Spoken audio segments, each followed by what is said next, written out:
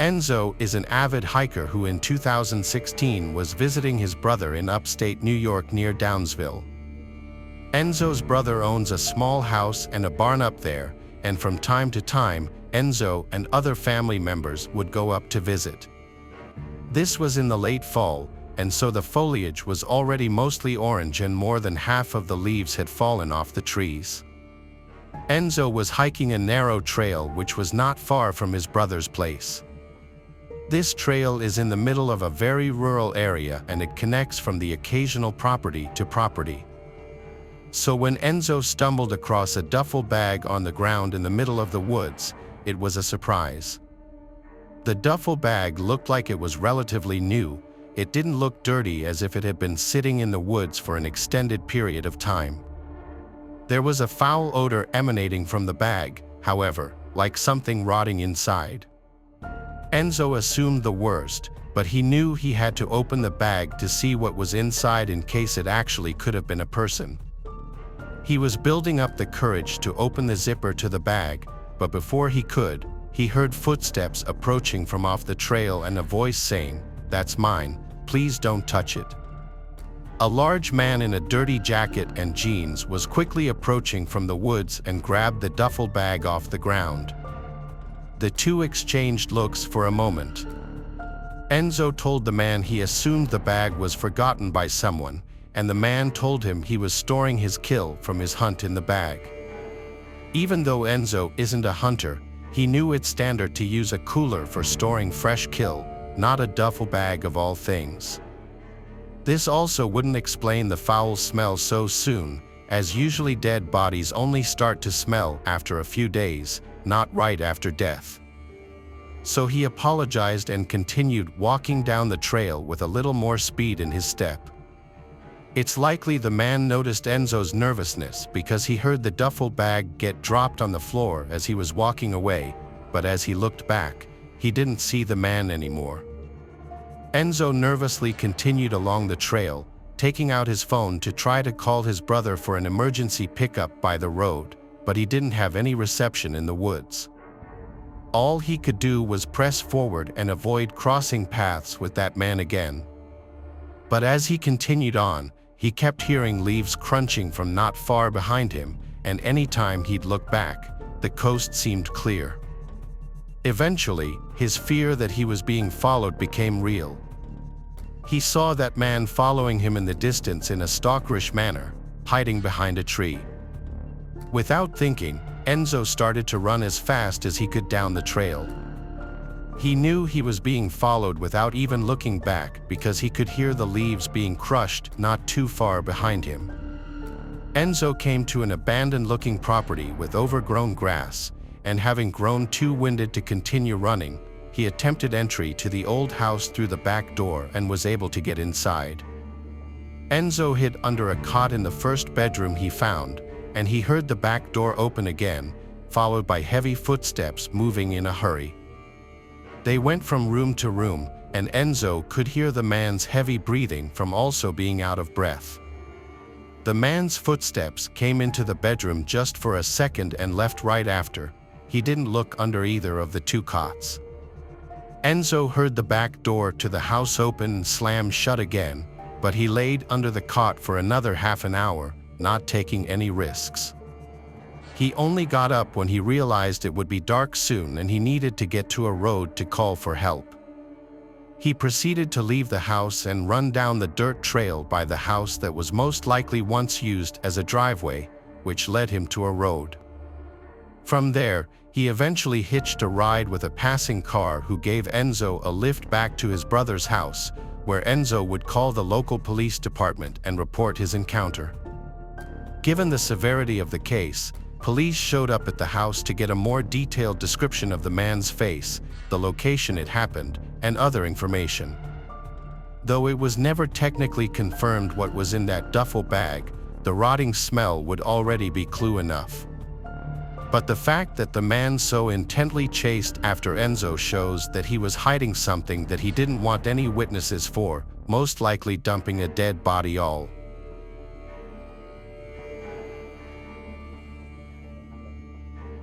Nowadays, I don't camp nearly as much as I used to. I'm 24, and ever since I was young, I've been into hiking.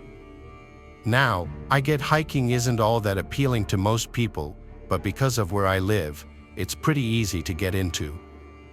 You don't have to travel all that far for a pretty stunning scenic view. I try to find a new trail to hike every weekend. Typically, I'll hike alone, so I always keep a knife in my backpack for protection against wildlife. Should it ever come to that, though, in all my years of hiking, I've never once had to actually use it.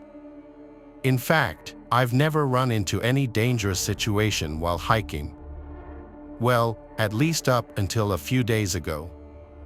I was driving to a heavily forested hiking trail I'd never been to before.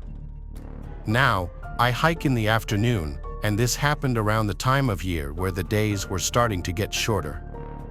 In other words, the sun was setting earlier and earlier each day. This was a key detail that I had completely forgotten about prior to leaving. Only after I started driving to the place did I realize it would be completely dark outside before I would even be able to finish my hike. A decision I still regret making is deciding to do the hike anyway. I got a bad feeling about it right when I started. Fast forward a few hours, and I was now about 85% finished with the route I picked out. By this point, it was almost completely dark. I had a flashlight, but still, the whole scene was pretty eerie. This portion of the trail was deep in the forest. It was so dense with trees that the moonlight could barely even find its way through. Don't get me wrong, it was beautiful scenery in the day, but alone at night, it was nothing short of disturbing. It was then that I was really starting to regret my decision to carry out the hike. That's when I saw light up ahead on the trail. As soon as I shined my flashlight in its direction, it immediately got turned off. I didn't know what it was, but I couldn't exactly turn back, so I was pretty much forced to go directly towards where it had been. In the back of my mind, I knew the chances of it being another hiker in the dark were slim to none. Eventually, I reached where the light came from. There was no one. Instead, there was a large duffel bag lying on the ground. I began scanning the trees with my flashlight. That's when a large, probably 6.5-foot man stepped out from behind one of the trees. My body completely froze up. There I stood, like a deer in headlights, shining my light on the guy. He then slowly revealed a machete from behind his back. Seeing this, I started running for my life down the trail and in the direction of my car. I looked behind me, and the guy was chasing me. I dropped my backpack so I could run faster. When I finally reached a clearing in the forest and could see my car, I was still sprinting. I grabbed my keys from my pocket and unlocked it. I got inside, locked the doors, and had the engine on in less than 5 seconds. However, the guy was still behind me and was able to completely slash one of my back tires before I could drive off. I drove on an almost completely flat tire for the next 5 miles back to my house. Right as I pulled into my driveway, I called the police and reported the man. Although I have no idea if he was found, quite frankly, I have no idea if the police even searched for him. A part of me wants to go back to retrieve my backpack, which contains hundreds of dollars in equipment, but there's no way I can bring myself to do it. Plus, there's no guarantee it's still even there. For all I know, the guy went back and took it. I still don't know what I stumbled upon that night. This was by far the scariest experience I've ever had and the closest I've ever felt to death.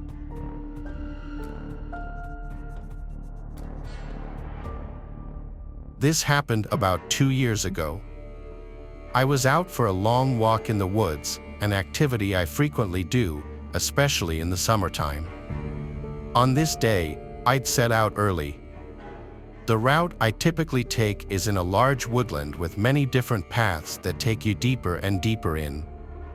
This time specifically, I decided to make a bit of a change to my usual routine. I decided to walk down a bank in order to walk alongside a river. You could catch glimpses of it if you were higher up on the path, but for the most part, you could really only hear it. It was also much more remote when compared to the other paths. I had been out for 3 hours at this point. I had a book, food and drink, and a first aid kit in my bag. I'd walked far and kept walking, exploring the area. However, I couldn't help but feel uncomfortable. I tried to ignore it, but it was intense. I'm usually one for the quiet outdoors in nature, but this feeling I had kept making me look behind me to the point where I was no longer relaxed. As I got deeper into the woods, the loneliness became unnerving. I figured I was just scaring myself and tried not to play into it. That's when a cloaked figure with gloves on ran out in front of me. I instantly jumped and felt extremely alarmed. The figure had a mask on, a crow's mask, like, think a plague doctor mask. I wanted to run, and everything inside me was telling me to run, but for whatever reason, I really wanted to seem like I wasn't bothered and that the figure had failed to cause much of a reaction. So I awkwardly said, "Okay, good one. I'll be on my way now." The figure didn't say anything, rather, it began tilting its head as I walked around it and continued down the path. It was just standing there, watching me. I was extremely creeped out. Once I walked past it, I just kept walking, feeling shaken but trying not to let it show. I was nervous to look back, but eventually, I did. The creepy figure was still in the same place, still watching me walk away. He, or possibly she, gave me a wave, but not a friendly one, just a sinister one. I don't really know how to explain it, but it was slow and felt threatening. I was stupid. At this point, I felt far enough away from the figure, so I flipped at the bird, a choice I instantly regretted.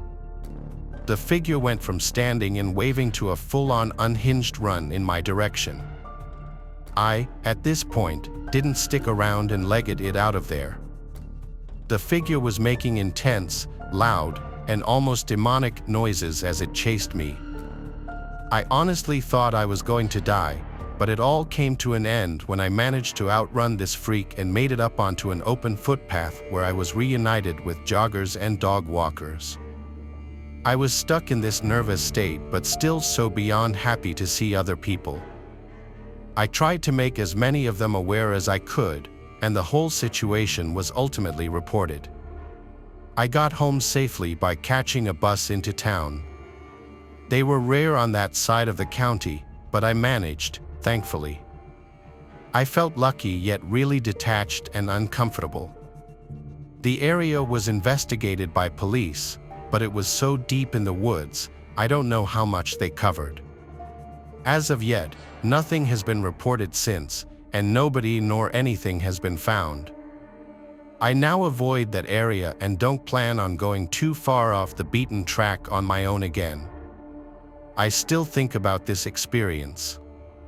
It's still vivid in my mind and absolutely terrifying to me.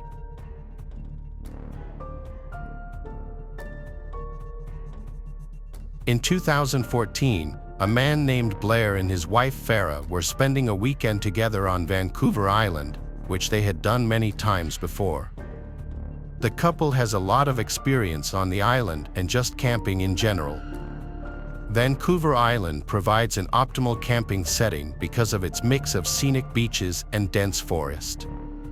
The couple had many successful camping trips on the island until something truly terrifying happened to them on their final outing on the island.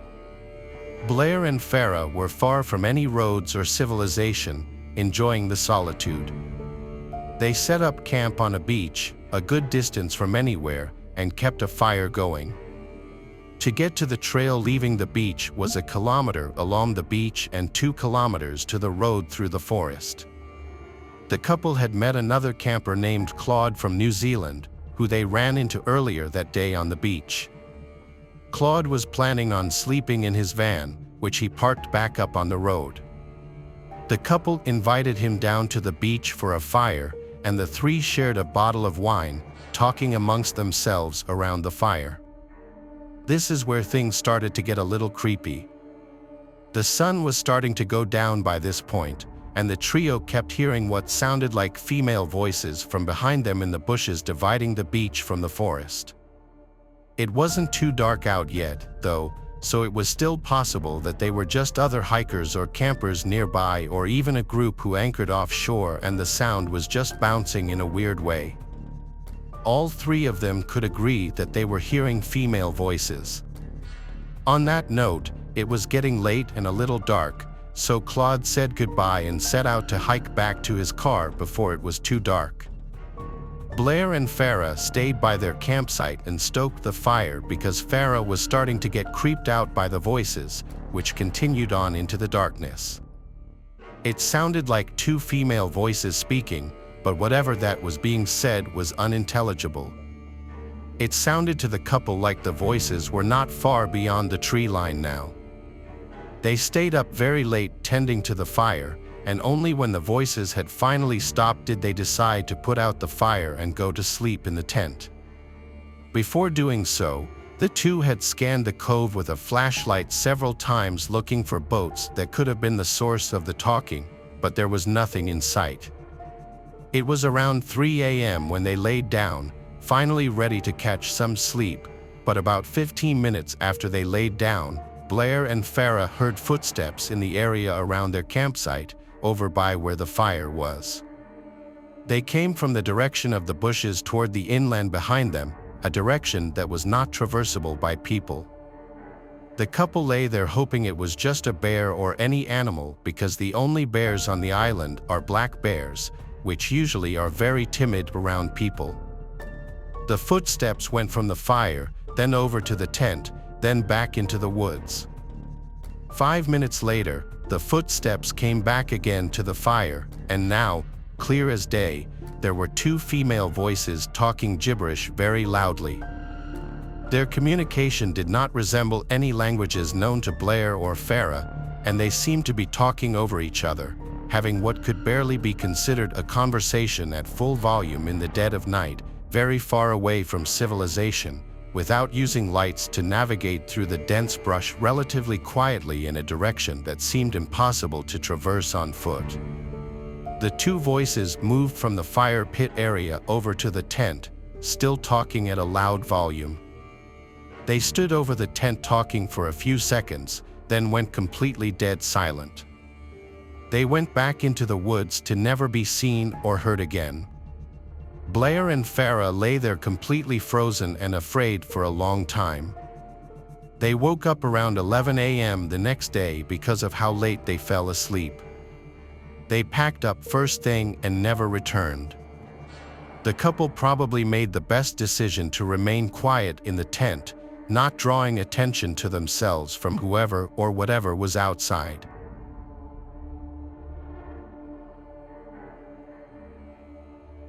This happened years ago when I was 20. Back then, I was good friends with a guy named Ethan, who I met in high school. Both of us grew up with a passion for the outdoors, and so we thought it'd be fun to go on a week-long backpacking trip in the California woods together. We've done this once before, and I really enjoyed it. I remember looking forward to it. The whole trip started off going well, but that only lasted till the second night. It was just starting to get dark, and Ethan and I were setting up our tents for the night when we began to hear the distant sound of leaves crunching under multiple pairs of footsteps. We were pretty deep in the forest, but running into other campers wasn't completely unheard of, just, I guess, a bit of a rare occurrence. Eventually, 3 guys came into view. They didn't really look like campers. They didn't have backpacks or anything. I thought it was kind of weird to be wandering around the forest this late, but I didn't think much of it. They gave us a somewhat friendly greeting, and we gave one back. They then asked us if we were camping for the night, which was obvious as we were in the process of setting up our tents with the rest of our stuff all laid out. We pointedly said yes and asked if that was a problem. We wanted to make sure we weren't on someone's private property or, just generally in a place we weren't supposed to be. They replied saying no and just kind of walked off. The whole encounter was odd, but Ethan didn't think so. He pointed out how they were most likely just hunters in the area, as all of them were armed, something I myself didn't notice. Got to a few hours later, and Ethan and I were now asleep in our respective tents. This was around the time I woke up to the sound of yelling, like multiple voices shouting in the distance. I yelled out to Ethan to see if he was awake. He was and was just as confused as I was. It was 2 a.m. when this happened.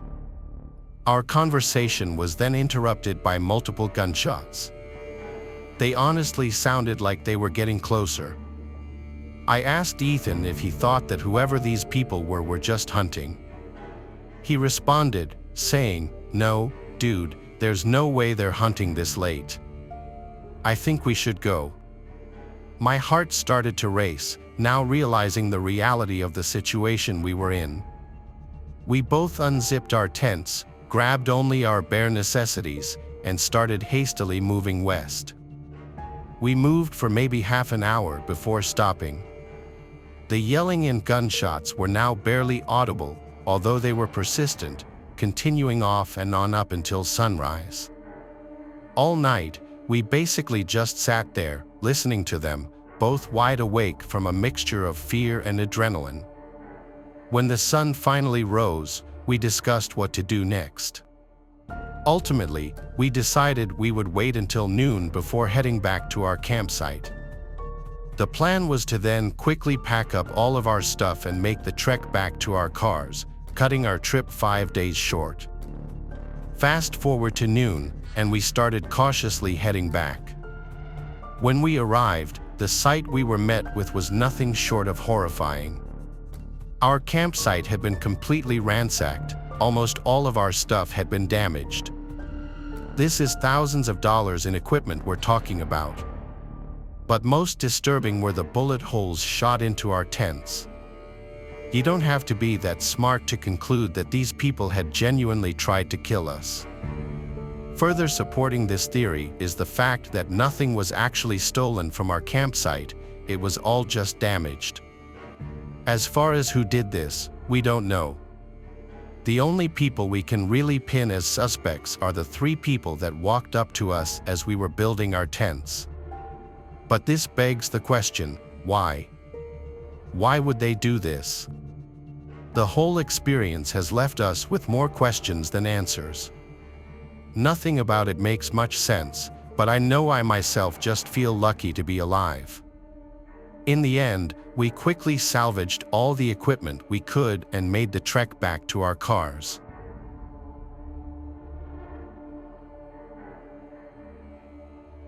The following pictures you're about to see were taken by hikers Orly and Dante, who both live in Eagle Mountain, Utah, a small town south of Salt Lake City. For the past few years, they had been exploring forests in search of interesting things, and one day they found it. One day, Orly was hiking in Cedar Fort, just 5 miles south of Salt Lake City. While hiking, she found large amounts of animal bones and piles of junk people had dumped, but things started to get strange when she started coming across strange symbols and animal parts scattered throughout the forest, some of them in weird formations. On September 15th, she decided to bring her friend Dante along with her to show him in person the unusual things she was finding. This time, the two came across something even more disturbing. On the trail, there was a severed deer head and a pentagram surrounded by deer legs, which were not there the first time Orly walked the trail. The sun was going down, and after getting their pictures, they agreed it was time to head back to the car. But the more they walked, they realized they didn't recognize the path they were on. So, the two started looking around for anything that could refresh their memory of where they were. But as it got dark out, the two accepted that they were lost. With nothing but their phone flashlights to navigate, they started getting the feeling they were being watched. As they picked up their pace, the two started to hear the trees and bushes moving at least 20 feet to their right, made more concerning by the fact that there was no wind that night. The two started to panic and hurried onto a trail they found, hoping it would take them back to Orly's car. Just when things couldn't seem to get any worse, Orly and Dante heard a scream so deep and horrific that it sounded neither human nor animal. The two sprinted down the trail, Orly making a conscious effort not to look back, but Dante did. Dante claimed to see a large black figure on the trail behind them, too big to be a human. The two made it to the car by some stroke of luck, losing whatever was chasing them. So, they left the forest and went straight home. Orly has not returned since.